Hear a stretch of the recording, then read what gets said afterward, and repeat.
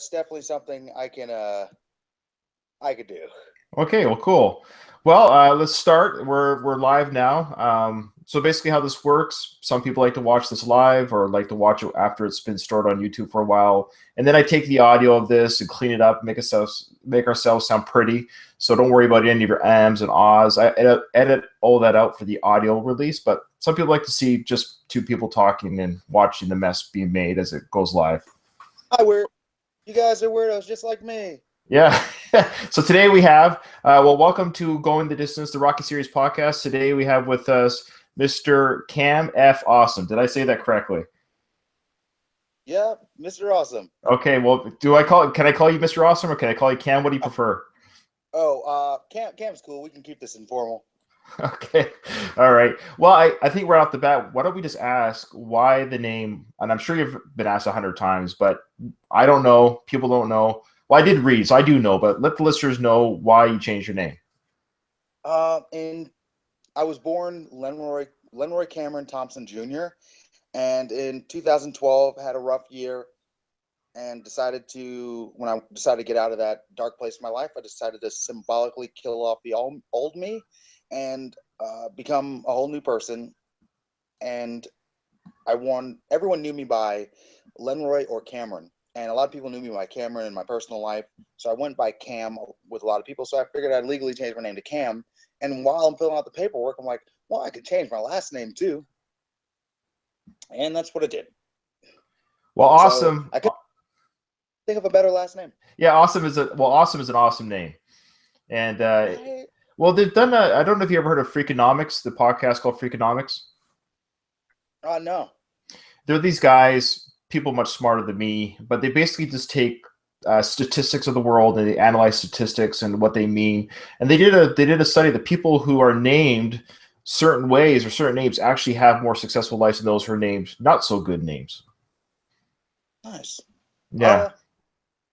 I'm not here to dispute. You said they're smarter than you, but I know a lot of Jesuses that aren't doing too good in life. Oh, yeah. Usually that doesn't end well. Yeah. Spoiler alert, you won't make the 33. Yeah, it's true. Yeah. That was good. I like it. Well, let me do. I got a lot of questions. Before we get started, I'm just going to put this link on our site, the actual link, because we delay going live. So I'm just going to quickly put down the actual podcast, the YouTube link. Yeah, we're good to go. We're live. Let's just take 1 sec.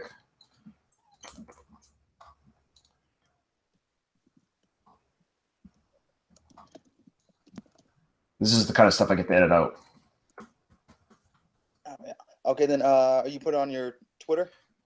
Yeah, I just put it on our Facebook site there. The majority of our views come in after it's actually broadcast. The thing is, very few people watch anything live unless it's like a sporting event. Nobody watches anything live. Everything's PVR'd or downloaded or to watch later. I don't know. Is that your experience? I haven't done this before because when I do podcasts or I load, I've never done it live. I didn't know that Google Hangouts lets you stream live to YouTube. YouTube. Yeah, that's ridiculous. Also, I think it's very dangerous for me to be live. This one's on you, buddy. Yeah, trust me. Well, my wife blames me for everything, so you can too. It's fine. Okay. So, Cam, I want to ask you. You have so many things on your bio on Twitter, which I really love. I love your Twitter bio. It's one of the more clever. Mine's pretty boring. Yours is like really. It says a lot in a very few amount of words, which is what Twitter is really cool for that. First, you say that you're a Chipotle addict. Is that correct? Yes. Chipotle runs through my veins. I have Chipotle every single day. Every day. Well, I would say out of a year, 350 days if I'm in America. Wow. And what do you like it on, or what's the food that you like to put it on?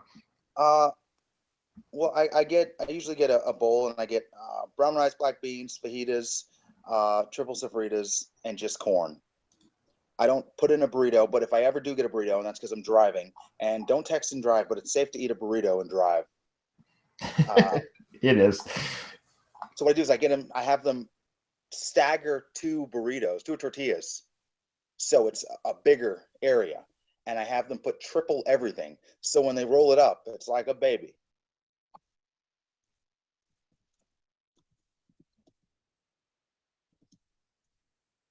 I think you froze.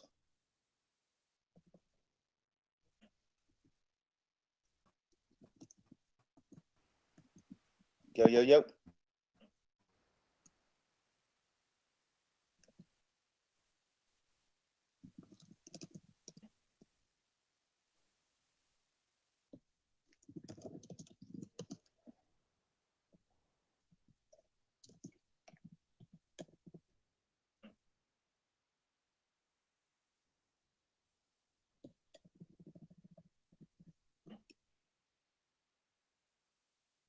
Yo.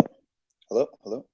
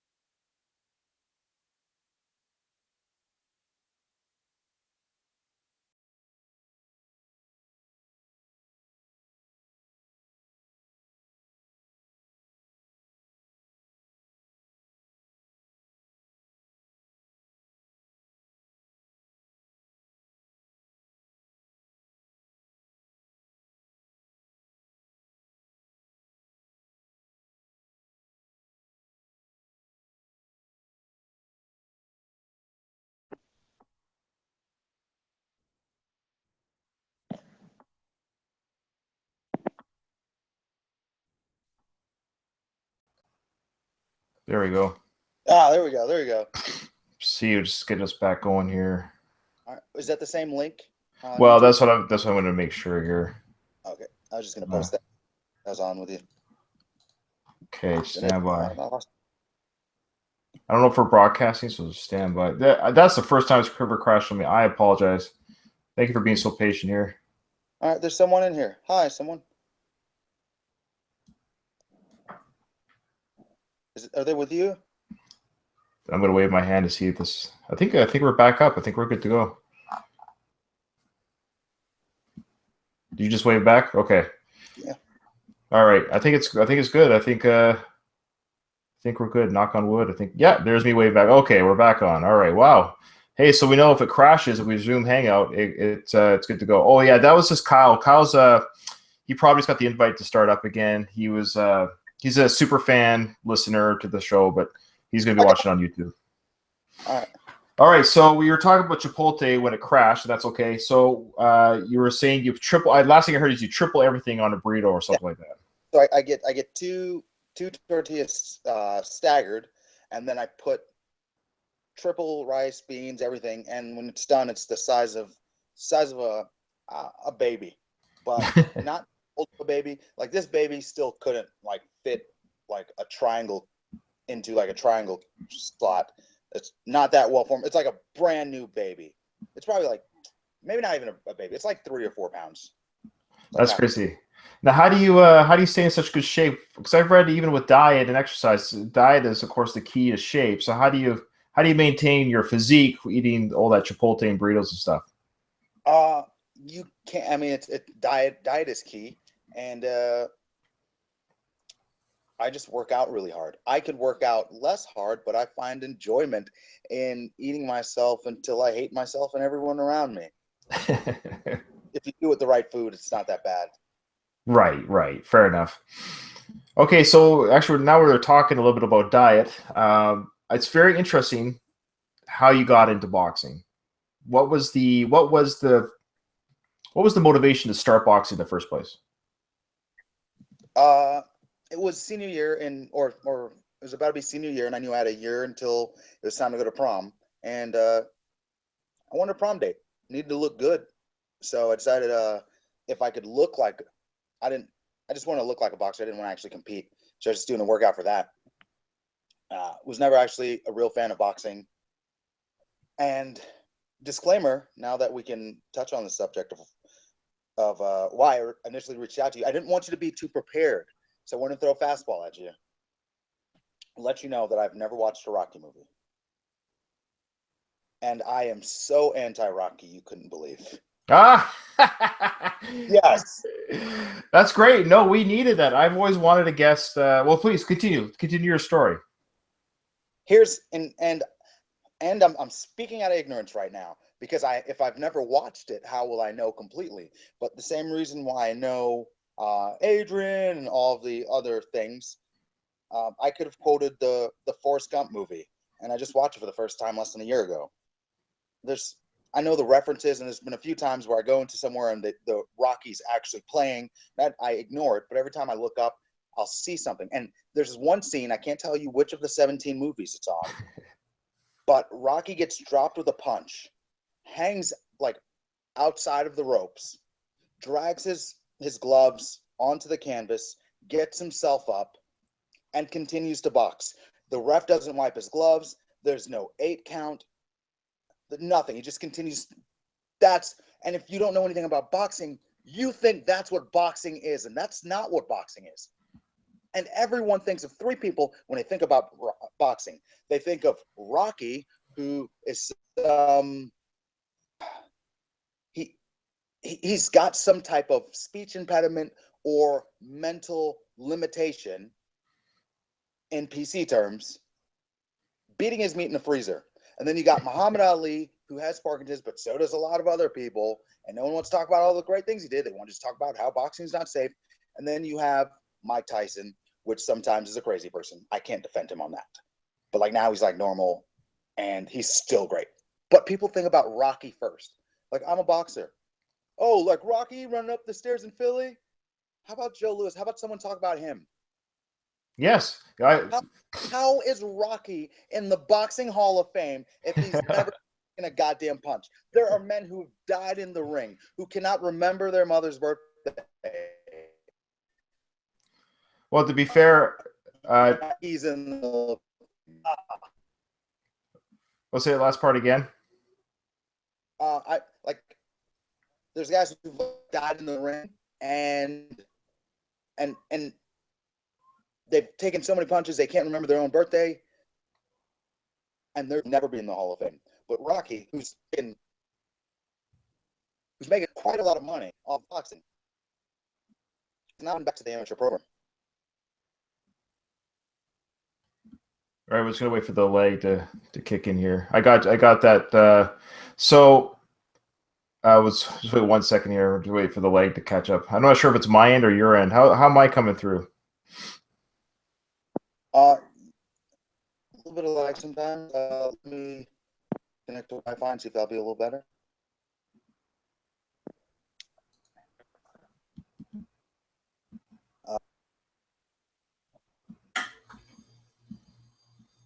Boom, is that better?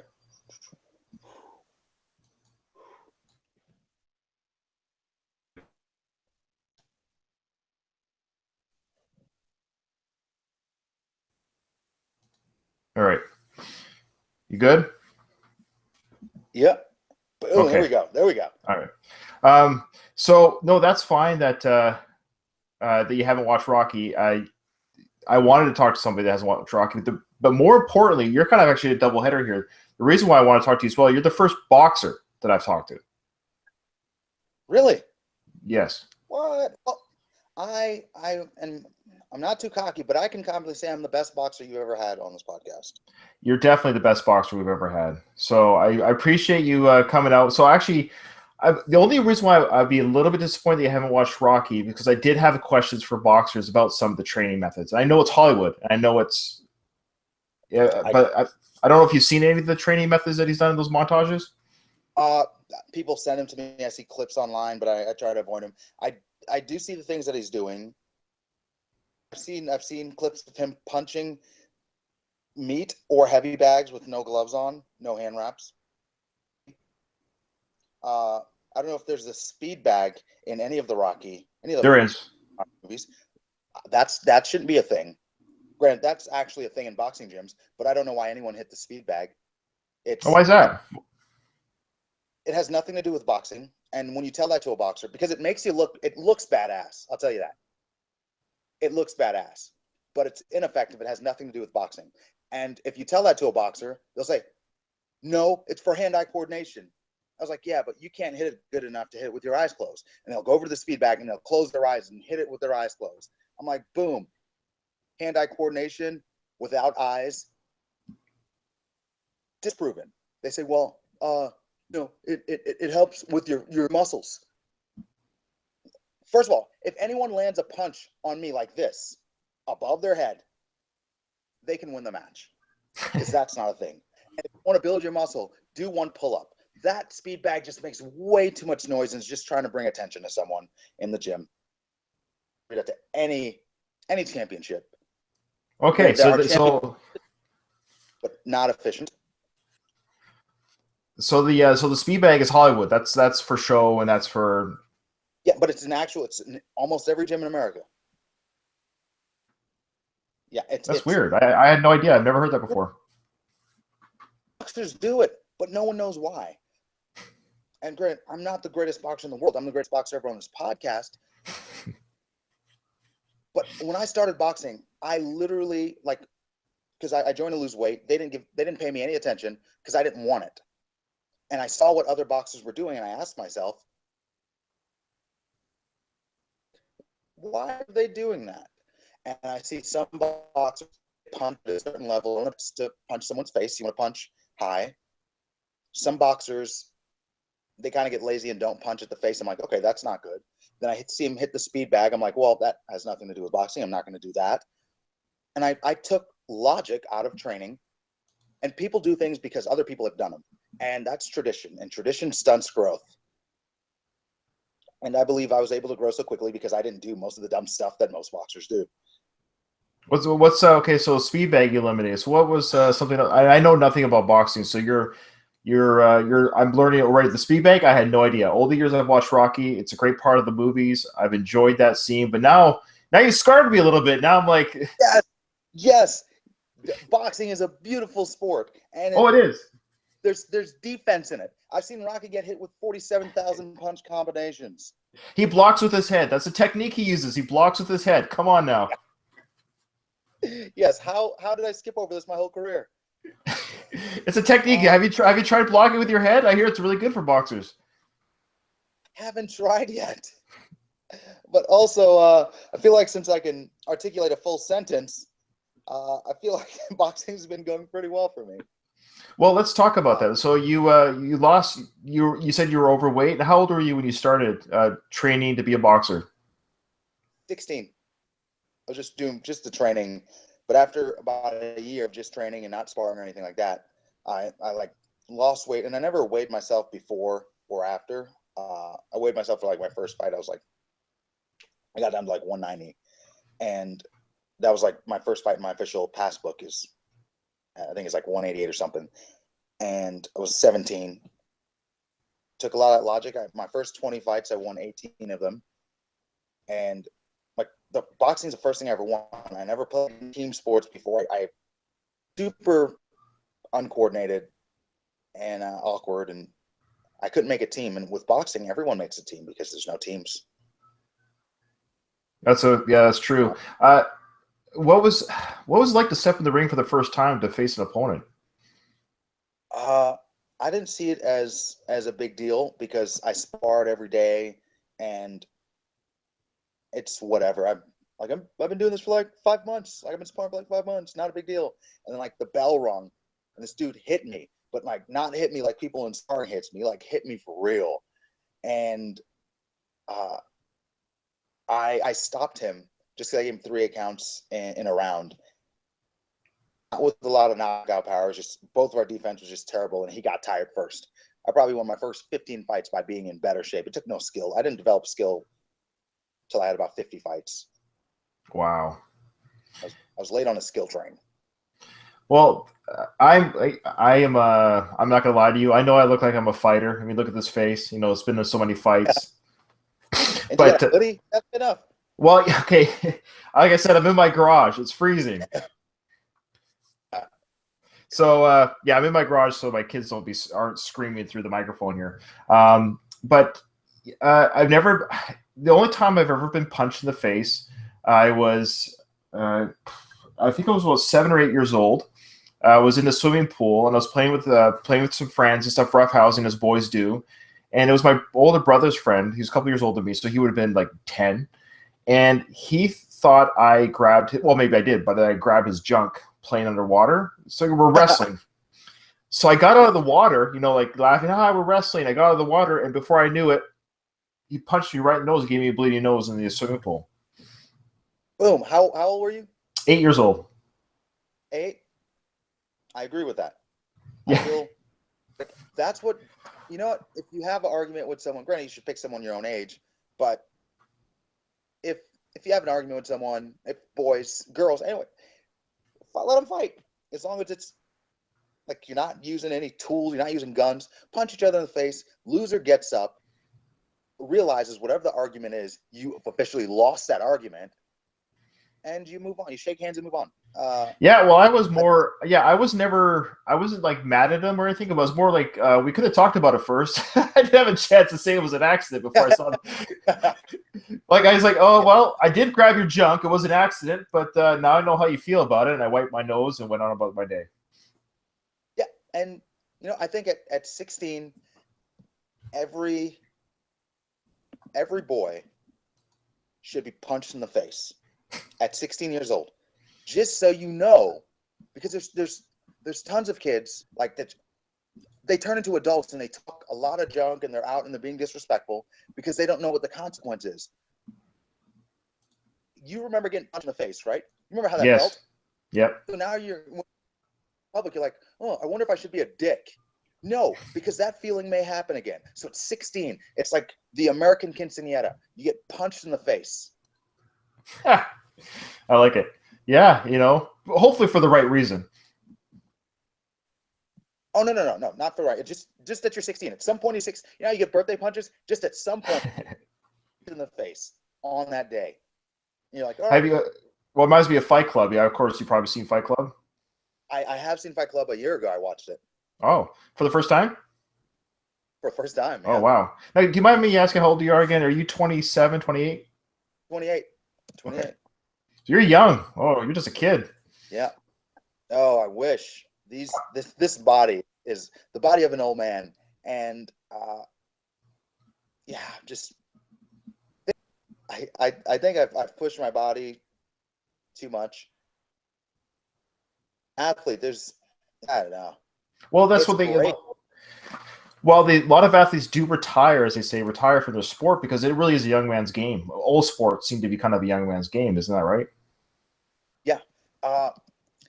It's the thing is like when you're young, you're like, youth is gonna let me win this fight. I'm gonna beat the older guys because I have youth on my side. And then when you become older, you're like, I got the experience, and my experience is gonna beat the youth. And then you see like what happened to Bernard Hopkins, which, by the way, freak of nature, as old as he is, keeping up with young dudes. I was a Kelly Pavlik. He was beating the crap out of for 12 rounds, well, until he knocked him out. He's doing push-ups in between each round, and he's like 50. Wow. See, that's not normal though. That's abnormal. Well, I think that he's like sacrificed his life and hasn't broken down his body with drugs and partying. He's just been like focused on boxing for the last 3 decades, which I commend him for it. Absolutely. Not that type of guy. So, well, I want to talk more about your training as a boxer. Skipping rope. Rocky does a lot of skipping rope. Yeah, I'll jump rope. I like jumping rope. It's fun. Oh, sorry, jump rope. My apologies. Skipping rope's what girls do in the playground. You jump rope. Yeah. No, and in boxing they call it skipping, but I do the. So how fast can you go, or can you do the double and all that stuff? I could do the double. I've never been able to cleanly pull off the triple. I can do tricks. I can spin around, but the triple jump, I've never been able, like triple spin, get it 3 times. I look clumsy, and it's not as smooth as some of the dudes make it look. Have you seen Stallone in the like? Say what you want about the movies, but he could jump rope. This guy at least on screen. I'm sure we edit out what we don't see. We don't see the mess ups. We see all the clean skipping, but looked pretty good to me. I can't really remember seeing any of those because again I've done a good job. Do you know how hard it is to avoid Rocky? Well, you've done a great job. I commend you, I guess. I got to meet Michael B. Jordan. What? He presented me the robe from Creed, and of course, to do. It was at it was a charity event, fight night, and he presented me, and then I presented it to charity there for them to put in the silent auction, like in the ring. And I mean, he's super cool dude. I see him as not as the dude from The Wire, but I see him as what is his name in Parenthood. I see him as a kid in Parenthood. Was he in that? I saw that show with the TV. He was Haley's boyfriend. Oh yeah, of course. Okay, and I saw The Wire. The Wire was one of the best TV shows ever. I had to stop watching The Wire. It's too intense for me. I sleepwalk. It freaks me out. Oh. Yeah. He's a great actor. Phenomenal actor. Cool. I follow him on social media. I would like to hang out with him. I would too, but he would have nothing to do with me. Who am I? Hey, maybe he'll be a guest here one day. Oh well, I'll try, but no. Nobody big wants to talk. You're probably our biggest guy to talk to us, so I appreciate that. You're definitely our biggest boxer. I will definitely take that. But I'll have it just takes one interview saying a bunch of dumb shit, and then you'll get a bunch of followers online. I've done that for 35 episodes, and that's all I do is say stupid stuff. But whatever, it's okay. This podcast, those who've listened to my podcast, I started this podcast just as it's a hobby. I love Rocky, as you can imagine, and the character of Rocky has inspired me. The thing I think this might be actually, you just made me think of something. I'm not a boxer, and so Rocky doesn't inspire me for boxing. It's got nothing to do with boxing. The character, who he is outside of the ring, that's who he is to me. And as someone who hasn't watched, but you're the perfect example because I haven't met a lot of people who admit they know nothing about boxing. Like, I just like Rocky. I meet very few of those people. But you're open about it. What you know about boxing is Rocky. Sure. What many people know about boxing is Rocky. That's not like, yeah, and as a boxer, I can understand your frustration. I guess what I'm trying to say is that for the people that, right, what they learn, it's the same thing you can say what people know about dragons or is from Games of Thrones. Like it's the world we know because of Rocky, but it's the character again. It's that character. Say again. I bet Chinese people are so upset. Like the dragon was their thing, right? Like America gave it to Scotland, and Khaleesi's running around with dragons. Yeah, I know. There's not very many Chinese in that show, is there? No, I stopped watching after the second to last season, and I don't want to give any spoilers. Oh, go ahead, spoil it. Doesn't matter. I don't want. What about all your viewers? Oh, 10 of them? Yeah, they might be upset. Okay, here's why I got really pissed off. Like, Ned Stark was my favorite character. Like, episode 1, I was like, I don't like these type of shows, but this dude is real. He's a leader. He's powerful. He's got some kids. Like, he's noble. And I feel like noble people should have that type of accent. And he was. And he was the reason why I watched the show. And they killed him on the second episode. Like, the writer didn't give a damn about anything. show just because you didn't know what to expect, because the writer was, he didn't renege on any decision he's ever made. And then the crows came and Jon Snow left, and Jon Snow came back. Yeah. Isn't that great? Why? No. Terrible. Like, if you bring a character back, like, there needs to be some dire consequence. Like, half the world has to die. That just means you can just bring anyone back. And I've accepted dragons, and I've accepted mystery and magic, but I cannot accept bringing, like, you just bring one person back? What if he had his head chopped off? Now I just get real hypothetical in it, and I get lost in my crazy mind. I just can't accept him coming back. And he was like my fourth favorite. Well, I think they wanted the female fan base to come back, I think. They lost one person. Like, I couldn't. I tried like 3 episodes after he came back. I couldn't. That's funny. Yeah, it's a fun show. It's a good show. I couldn't. Okay, so Oh, man. yeah, keynote speaker. What is a keynote speaker? I think I know what it is, but what does that mean? How do you self-describe as one? A motivational speaker just speaks on motivation. Keynote speaker gives speeches on whether it's time management, diversity, goal setting. It's just a public speaker. And so that was first on your bio. So do you consider do you consider yourself, that's what you do full time now?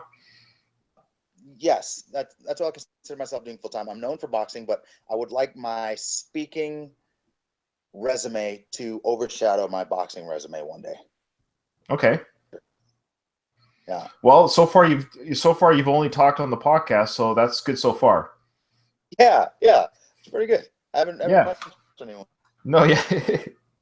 So if somebody requests to have you speak at their school or event or something, do they give you the topic and then you come up with, like, how's that work?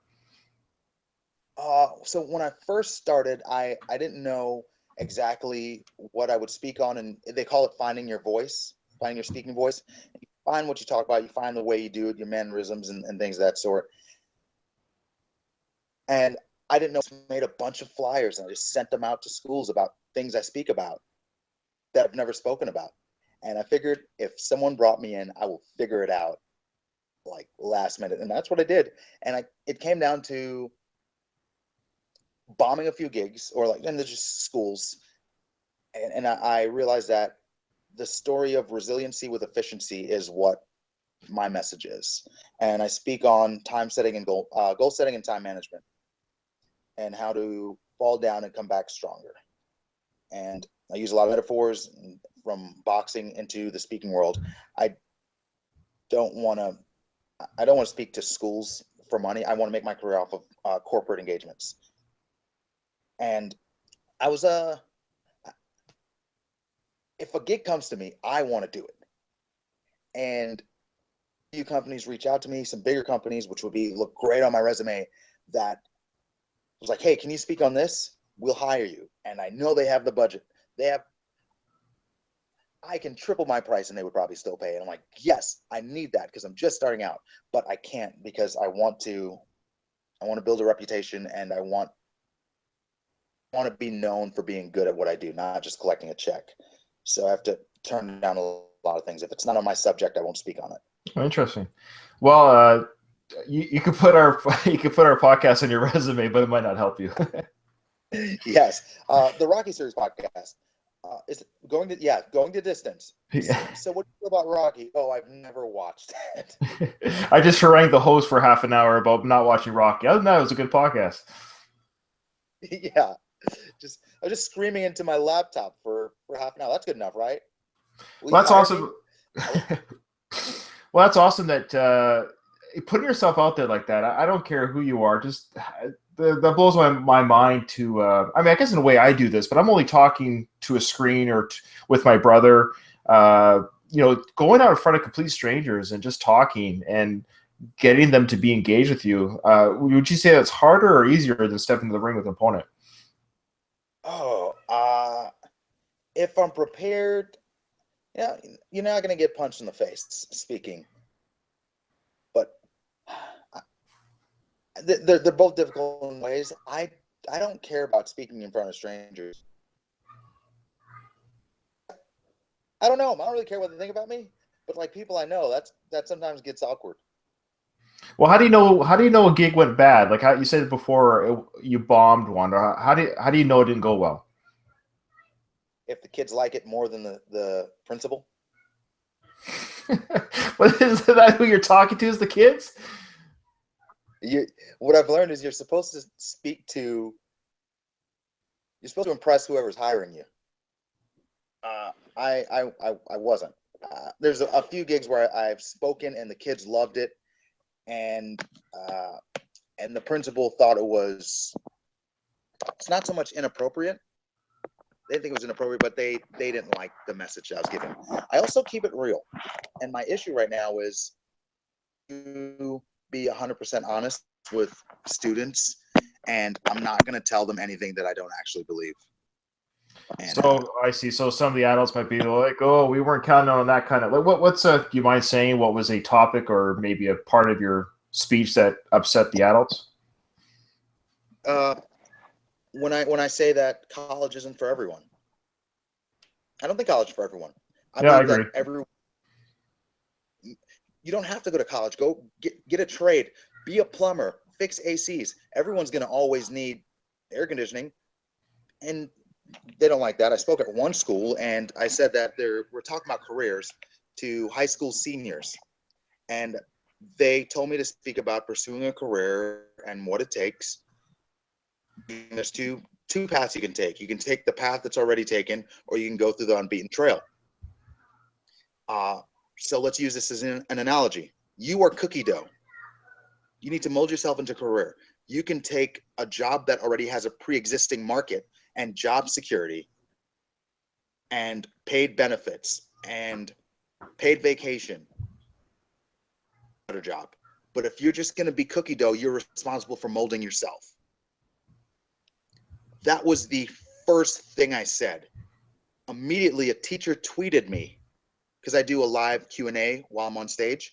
A teacher tweeted me and said, "Hey, next time, why don't you start your speech without offending all the teachers? Hashtag not a cookie."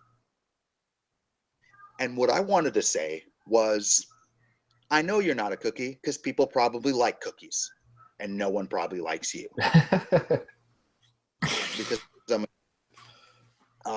so that one went bad. Oh, that's funny. Well, I love cookie dough. Cookie dough is good. Yeah, right. But I'm not a cookie. People like cookies.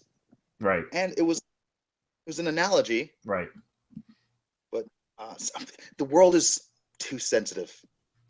Anyone should pick on other people. I'm not saying bully everyone, but don't be oversensitive and try to pick a victim. Because if you're making everyone around you feel like they should be victims, you're making everyone weaker. There are victims out there. But yeah, you pulling the victim, just taking away from the actual victims. Oh, I called you a cookie? Yeah, it's pretty. Yeah. I don't know what happened. I mean, like I said, you're younger than me. I'm 41 years old, so you're 13 years younger than me. But we kind of come from the same. I mean, I was raised in the 80s and the early 90s. Like I graduated high school in 93. Gives you an idea of how old I am. Oh, okay. But I remember, I remember you asked me before this interview started, like how PC we are as a podcast or what have you. And I come from the school of political correctness was not even a term. If I said that in high school, people were like, "What are you talking about?" No one's voting. Politics? What? Huh? Yeah, the correct way to vote. I don't understand what you mean by that. The correct way to do politics. I don't understand. Like I remember when I was in elementary school, we used to have a physical fitness. It was yearly. It was a physical fitness like Olympics, essentially. Every class had to do it. Every student had to participate. There was no bowing out unless you were like, I don't know. Back when I was a kid, nobody was handicapped. Nobody was sick. Nobody was broken. And and you had to participate. And you did the 100-meter dash, hurdling, shot put, all that stuff. Okay, and you got graded. You got like platinum was the highest, gold, silver, bronze, and then you would get a participation like, hey, thanks for at least trying, but you did not get a ribbon. And you really had, as a kid, you really had to fight for that. You did not want to get the participation. You wanted to get the badge. Yeah.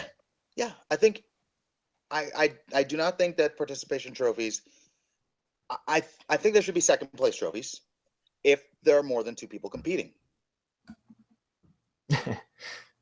That's fair. If 2 people competing, then maybe you should have, I don't know, the first place people see if they want the second place people even get their trophy. Like first place should give their trophy, should take their girlfriends. Beers for tears. Yeah. Are you familiar with that? Yeah, I've heard the term. Yeah, it's like if your kid cries during a game, you have to buy him a beer. Agreed. Yeah. So they don't. I don't think they do that program anymore. I don't know if they did that when you were a kid, but the legitimate people were gold. Like literally, you would carry around this badge. It was like a nice little crescent, like a circle badge that it would show like you were a gold student athlete. You were a, and nobody ever advertised, I showed up. Yeah. I showed up to school that day. Yeah. Perfect attendance. I think inclusion is important. Of course. I think that you need to learn the value of how to be a part of that inclusion. Like you can't just walk the mile and expect to be treated like someone who sprinted through it. Right. I think if you sprint through the mile, you give it your hardest, and you run a 5-minute mile, and then there's someone else who's just not as athletic, but they sprint the hardest, and in that mile they do it in 15 minutes. I give them both the same amount of credit, but I give one. Yeah, you like. If you're gonna put that much value, if you're gonna be that sad that you didn't get a trophy, into the sport, into the competition, and if you're not that into the competition, write a trophy for it. Maybe you're into math, like dominating the math field. Everyone has their field. I tweeted earlier today, like not everyone's is created equally. I would be a terrible horse jockey. A horse jockey would be a terrible heavyweight boxer. Like everyone has a lane, but it takes time to find your lane. Yeah, no, there's nothing wrong with that. Yeah, I agree totally. Yeah, I think that some people find what they're good at a lot sooner than other people. I found my thing at 17. I'm hoping that I was wrong, and at 28, I found my thing was actually speaking. Well, you're very good at it. Do some things, fail at some things, and realize what's for you. And don't be afraid to fail at something. Well, no, you can't. It's through our failures. I know it's cliche, but that's how you learn about yourself and what you need to do to get better. And whatever it is you're doing, whether it's your career, you're being a family man, or in relationships, anything. Like we learn from our mistakes. We hope to not repeat our mistakes. That's the goal. Yeah, and if you can, learn from other people's mistakes. Absolutely, and their successes. Yes. And I've that's like what I speak on, and I'm big on that. But also my views aren't 100% PC. Do I think they're right? I thought was wrong. Do I change my opinion when someone brings a better point to me? All the time.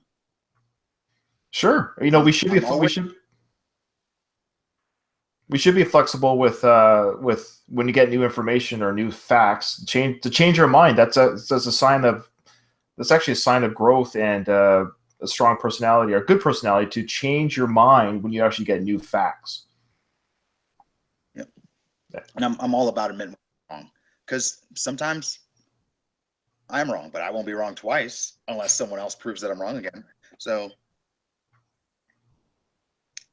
thanks, Becky. Thanks for appreciating my cookie analogy.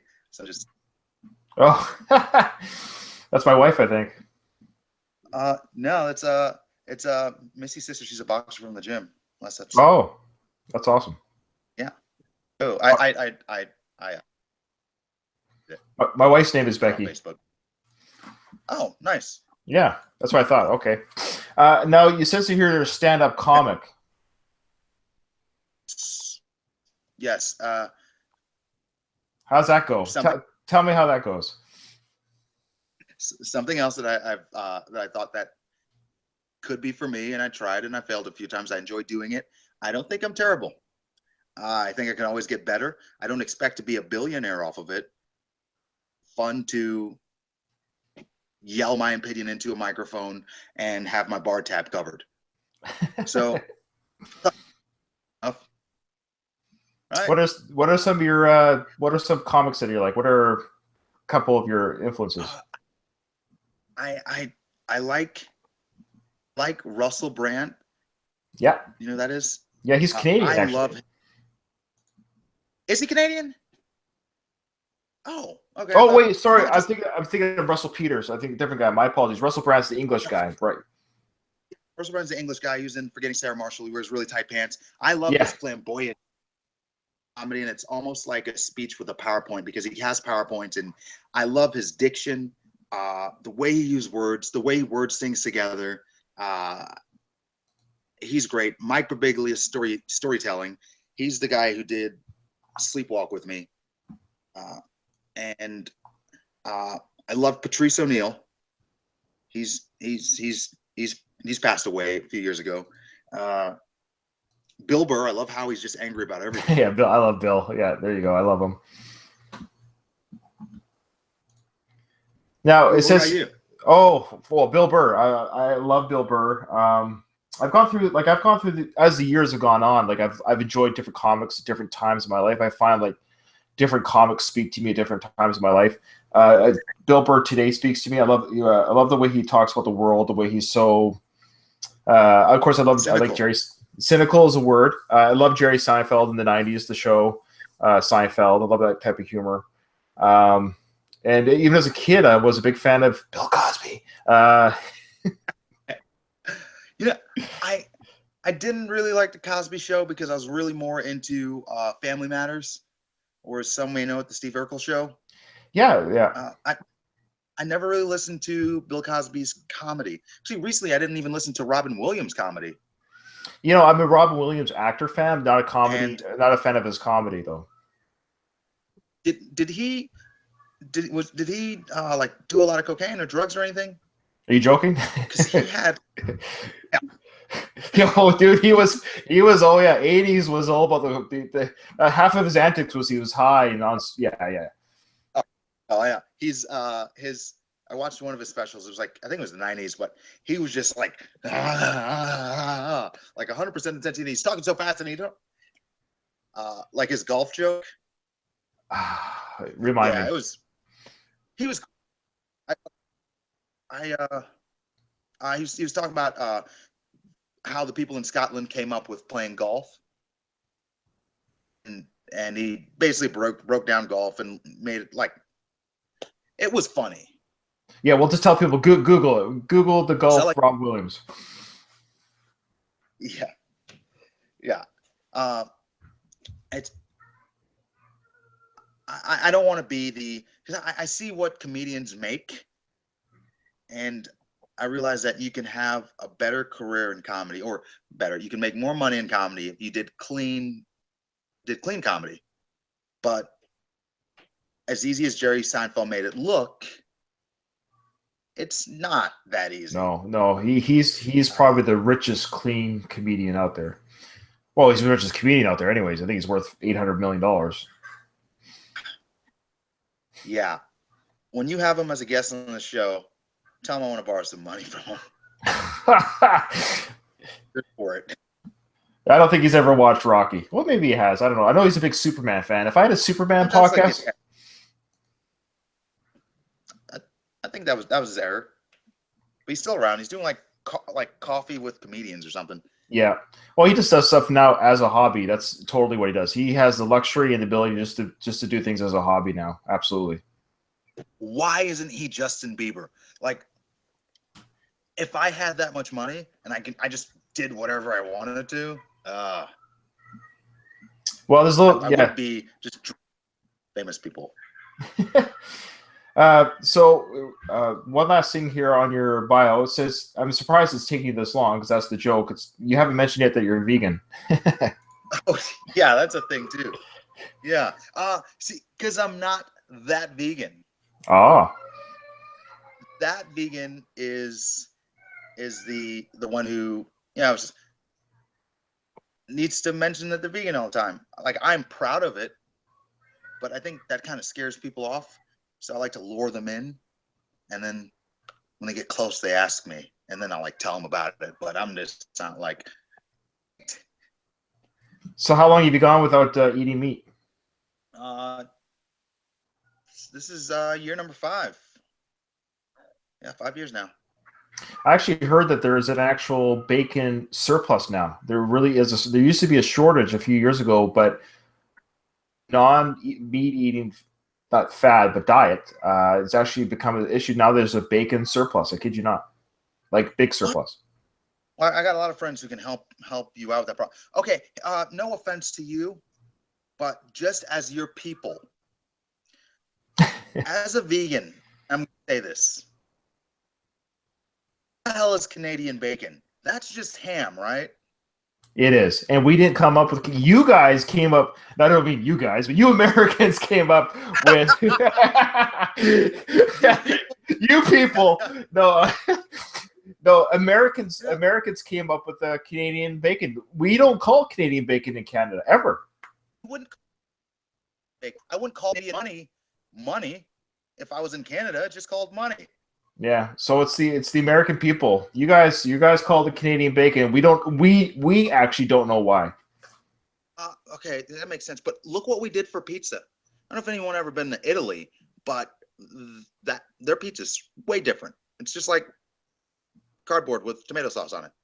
We made it completely different. Put cheese in the crust. We made pizza better. Well, you made it more gluttonous, that's for sure. The land of the supersize me. Yes, true. Very true. Well, I guess there is vegan pizzas. Yeah, there's vegan pizzas. There's a great one out here, Waldo's Pizza. It's in Kansas City. They have the best vegan pizza around here. More places are offering vegan items. Is there a surplus of bacon or pigs? Well, I guess they were once pigs. So yeah, that's a good question. I guess I don't know what they do with the extra pigs. I don't know. Apparently they say that pig meat smells a lot like human meat when it's cooked. Really? Have you ever smelled human meat? No, but I've read that from people that have experienced that the two smells are very similar. That makes you want to. I'm not even joking. Oh, because my grandpa used to say we're not allowed to use a George Foreman grill in the house because it smells like burning flesh. And I'm like, bro, how do you know what burning flesh smells like? Because he just liked to complain a lot. He smoked a lot of weed. Well, I guess you could burn yourself on the grill or something. You could smell your finger or something like that. I guess you could smell the flesh right away. Oh, I doubt that. Like that type of pain, all your other senses go away. All you got is feeling. All right, okay. Well, next time I burn myself, I'm going to smell it before I put it under cold water. I would hope so. Before we close up, I want to. There's 2 questions I have for you. So at one point you called yourself the Taylor Swift of boxing. Yeah, I did. I don't know why. Well, number one, I don't know why either. Maybe you could tell me, but I was going to say when you won the championship, did Kanye try to take the belt from you? You just broke up. What do you say? Oh, I said when you won the championship, did Kanye try to take the belt away from you? No, I wish he would have, but that same when I did that interview in the Pan Am Games, and it was in Toronto, that was the concert where Kanye was performing and his mic had went out, but he has the earpiece, so he can hear himself in his ear, but no one else in the crowd could hear him. So he rapped for maybe a minute and a half, and it was just complete silence, but it was just him, and he was having his energy. You could appreciate his energy because you couldn't hear him, and all the athletes were front row. And after he realized what was going on, and threw it so far into the crowd, and beeline to get off stage. Before the mic even landed, he was off the stage. Oh, wow. So he did once again. Poor Kanye. He only has a Kim Kardashian for a wife. Poor guy. Yeah, and all that money and fame and attention. Yeah, it must be hard. It must be hard. It must be hard. All that booty. Yeah. Both money-wise and otherwise, yeah. So I want to close off. I want to close off with we started with the boxing, and as you know, Rocky was a champion, but you were a real life champion. Can you just quickly describe what it was like to be the best at some point in your life in a certain field? What was that like? And what championship was it? What championship was it too? So we all know. I would say, well, the most important one that I've won is the United States national champion. So I was the best in America, and I've won that quite a few times. Currently, I'm still #1 heavyweight in America, and I'm going to fight in 11, New Mexico, to pursue chasing a new weight class. So I'm already #1 in heavyweight. So I'm just going to move up a weight class and try to win that super heavyweight. You're going to fight in 11 days? Yeah. I was going to stop fighting because I wanted to pursue speaking full time, but I realized for me to be as a speaker, I would need to be an athlete speaker. Degrees or certifications to be a speaker, but I do have a cool story, and no one cares about someone who used to be a boxer. They care about someone who's still a champion, and I can probably pull this off for the next 7 years. So I'm just going to find different places to fight. I'll fly to that city. The reason why I chose New Mexico is because I was going to fly to New Mexico, and then I was going to fight at night and speak at schools. Entire week, I would choose a different school. And after I agreed to the fight, got my flight, got my hotel, I realized it's spring break and there will be no school that week in New Mexico. Oh, wow. Sign up for a tournament reason. But so what do you train during the day then? You must have trained today. Yeah. I did miss I did my workout this morning. I did miss my evening workout. I went to speak at a program called Restart. It's a youth. So I went to go speak to the kids down there today at 6:30. It's time the gym opens up, but still going to probably get a run in tonight. So. How far do you run? Huh? How far do you run when you jog? I just do 3 miles as fast as I can. Okay, well that's a good distance, as fast as you can. It's really good. I jog every. Oh, sorry. Say that again. What's your time for 3 miles? What's my time? Yeah. Oh, I jog 4 miles about once. I jog 4 miles semi-daily. Like I do it like every 4 to 5 times a week. I jog 4 miles, but I do the same pace the whole. But I do the same pace. I don't run as fast as I can, but my best time 4 miles is 37 minutes and 40 seconds or something like that. That's the fastest I've ever done it. Huh. That's not bad. It's not bad for an old guy. Yeah, I'm 41 years old, so it's not too bad for an old guy.